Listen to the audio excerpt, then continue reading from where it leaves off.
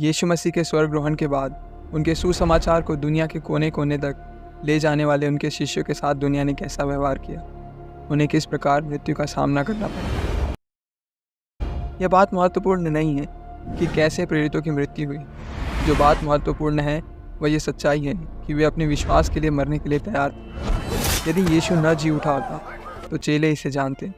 लोग किसी ऐसी बात के लिए मरने के लिए कभी तैयार नहीं होंगे जिसे वे एक झूठ मानते हैं।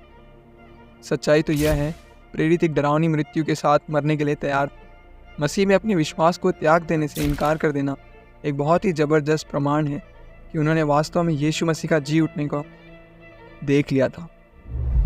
बाइबल में केवल 2 प्रेरितों की मृत्यु के बारे में दर्ज है, याकूब और यहूदा इस्करियोती। अन्य चेलों की मौत के बारे में जो भी हम जानते हैं उनमें से अधिकांश पुराने मसीही लेखकों और कलीसियाओं की परंपरा से ली गई है।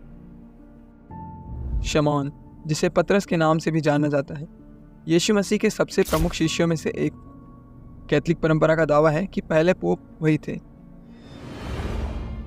पतरस को क्रूस पर चढ़ाया गया था, लेकिन इसमें एक ट्विस्ट था।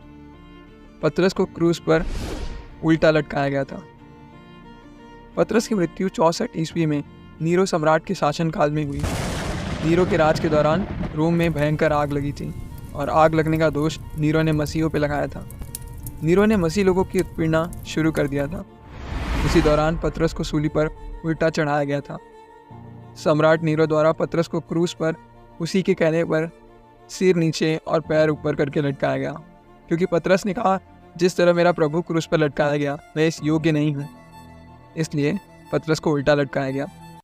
यूहन्ना के सुसमाचार के अंत में यीशु ने पतरस की मृत्यु की भविष्यवाणी की, जब यीशु ने कहा, मैं तुझसे सच सच कहता हूँ, जब तू जवान था तो खुद कपड़े पहनता था और जहाँ चाहे वहाँ जाता था, मगर जब तू बूढ़ा होगा तो तू अपने हाथ आगे बढ़ाएगा और कोई दूसरा आदमी तुझे कपड़े पहनाएगा और जहाँ तू नहीं चाहेगा वहाँ तुझे ले जाएगा।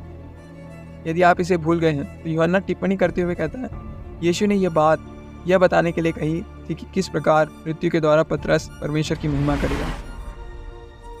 2nd सेंचुरी का एपोक्रिफल टेक्स्ट एक्ट ऑफ पीटर, जो कि फर्स्ट अकाउंट है जो क्लेम करता है कि पतरस को क्रूस पर उल्टा लटकाया गया था, और वो इसलिए क्योंकि वो अपने आप को यीशु मसीह के समान मृत्यु के योग्य नहीं समझता था। यूसेबियस, जो कि 2nd-3rd सेंचुरी के स्कॉलर थे, उन्होंने कहा पतरस को रोम में उसके सिर को नीचे करके सूली पर चढ़ाया गया था क्योंकि वह खुद ऐसा चाहता था। रोमन हिस्टोरियन जोसेफस कहता है, रोमन सैनिक हमेशा लोगों को सीधे तरीके से सूली पर नहीं चढ़ाते थे। मनोरंजन के लिए वे अलग अलग पदों की कोशिश करते थे।